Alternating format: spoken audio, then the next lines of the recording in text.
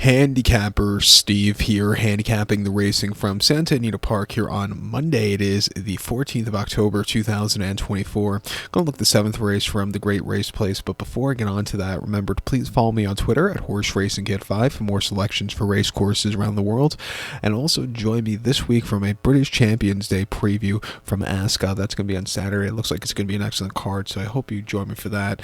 But Santa Anita is basically, and Fresno are basically the only tracks that are really running on this holiday Monday.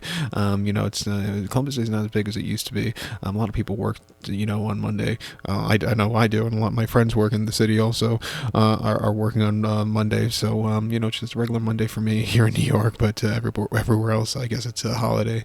But we're gonna look at the 7th race from Santa Anita, which is a Swingtime Stakes, going for a purse of $80,000. Race for fillies and mares, 3-year-olds and upwards here. We have a field of 9 horses going 1,600 meters or a mile on the turf course. Rails were out 10 feet. I'm going to take as a top selection the number 1 horse Royal Charter, 1529 for me in the superfecta. 1529 super. Top selection 1 horse Royal Charter. This 4-year-old filly by Expert Eye here. Leonard Powell trains. Gets Diego Herrera up on the saddle. The horse's most recent outing came on the 7th of September at Del Mar. Mile 8th in the McAbee Stakes. And the horse finished 4th by 5 3/4 lengths that day. And he sat on the front end.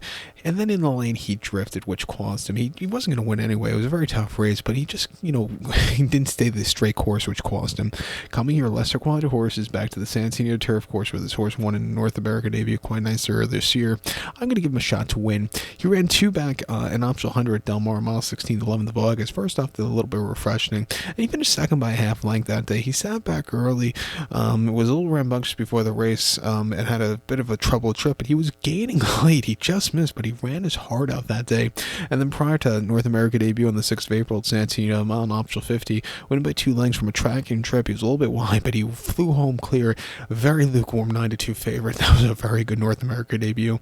If you look at some of his races last year, he ran a Longchamp in a listed race back in August last year where he finished 8th by 2 3/4 lengths, never getting into it. And then he was running in some very tough handicaps in the UK at Newmarket where he actually won. And a very good, nice place before that at Haydock on very fast ground.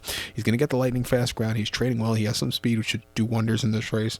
I'll give him a shot. The 5 horse you want there for Patrick Gallagher and Umberto Rispoli, I think, could win also. Hasn't won since his sophomore outing stateside on the 20th of October, going a mile here locally, where he won by 1/4 lengths, gaining a lot of ground that day. Since then, he's been close but no cigar. I think coming back to a mile, back to this turf course, training on the Tapeta well, he could find the winner's circle. Let's use him in the pick 4 here. But to recount my selection for the 7 from Santa Anita, it's the swing time. I'm going to take the 1 horse Royal Charter, give kudos to the 5 horse you want there.